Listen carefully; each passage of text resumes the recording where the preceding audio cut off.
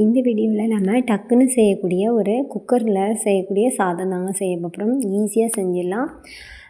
ரொம்ப அதிகமான வேலைலாம் இதில் இருக்காது.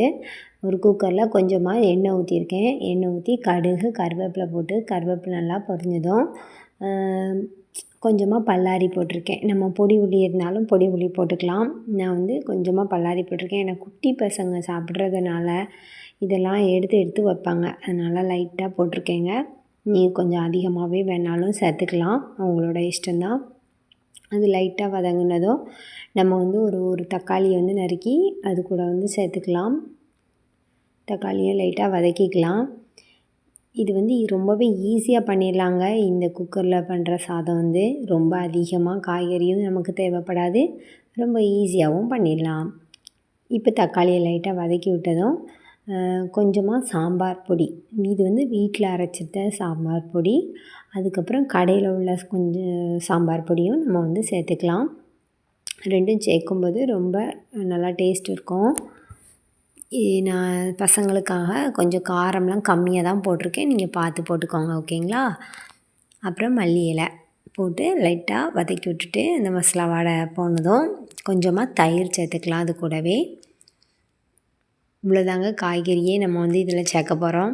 வேறு அந்த காய்கறி வேறு ரொம்பலாம் தேவைப்படாது. இருக்கிறத வச்சு சூப்பராக ஒரு குக்கரில் சாதம் வந்து டக்குன்னு ரெடி பண்ணிடலாம். நம்ம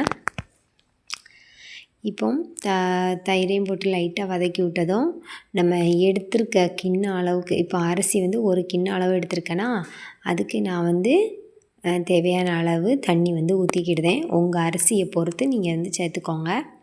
சில பேர்த்துக்கு 1 கப்புக்கு 2 கப்பு தேவைப்படும், சில பேர்த்துக்கு 1 கப் 3 கப்பு தேவைப்படும், அந்த மாதிரி சேர்த்துக்கோங்க. இப்போ வந்து ஆல்ரெடி ஊற வச்சுருந்த அரிசியும் அது கூடவே என்னதுன்னா ஒரு 1/4 கப்பு துவரம்பருப்பு, இதையும் சேர்த்து நல்லா நம்ம இதை ரெடி பண்ணதுக்கு முன்னாடியே ஊற வச்சு எடுத்துக்கலாம். அதையும் இது கூடவே சேர்த்துக்கிட்டு தேவையான அளவு உப்பு வந்து இது கூடவே சேர்த்துக்கலாம். லைட்டாக ஒரு கொதி வர ஆரம்பித்ததும் நம்ம குக்கரை மூடிக்கலாம். மூடிட்டு உங்கள் குக்கர் எத்தனை அளவுக்கு விசில் சாதத்துக்கு ரெடி ஆகுமோ அதே மாதிரி போட்டுக்கோங்க.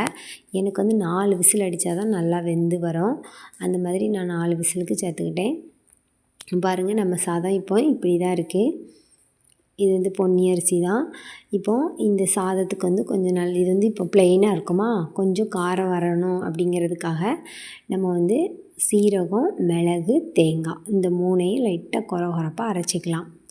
உங்கள் காரத்துக்கு தக்கன நீங்கள் மிளகு வந்து சேர்த்துக்கோங்க.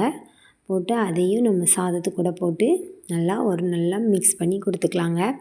இப்படி நம்ம பண்ணும்போது இந்த சாதம் வந்து நல்லா மணமாக இருக்கும். சீரக வாசனை, தேங்காய் பூ அதெல்லாம் வச்சு சேர்த்து சாப்பிடும்போது ரொம்பவே டேஸ்ட்டாக இருக்குங்க. நீங்களும் ட்ரை பண்ணி பாருங்கள். இது கூட அப்பளம், ஆம்லேட்டு, ஊறுகாய் இதெல்லாம் வச்சு சாப்பிட்டா ரொம்பவே டேஸ்ட்டாக இருக்கும். நீங்களும் ட்ரை பண்ணி பாருங்கள். இந்த வீடியோ பிடிச்சிருந்தா லைக் பண்ணுங்கள், சப்ஸ்கிரைப் பண்ணுங்கள்.